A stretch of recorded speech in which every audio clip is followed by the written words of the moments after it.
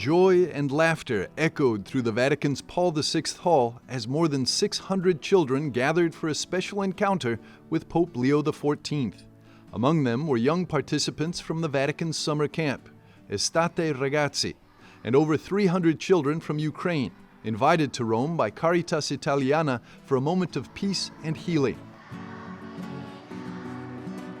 Experiences like this, to meet one another who come from different countries, different lands, different languages, so many differences that there may be among us. It's so important to live the experience of an encounter, to meet one another, to respect one another, and to learn to be friends with one another. The Holy Father shared reflections on his own childhood, recalling morning masses and serving as an altar boy from the age of 6. He emphasized that these experiences shaped early friendships and taught him that Jesus is the best friend of all. When asked about the war in Ukraine, Pope Leo spoke in English to the Ukrainian children, affirming the importance of mutual respect and looking past differences. Learn from childhood to respect one another.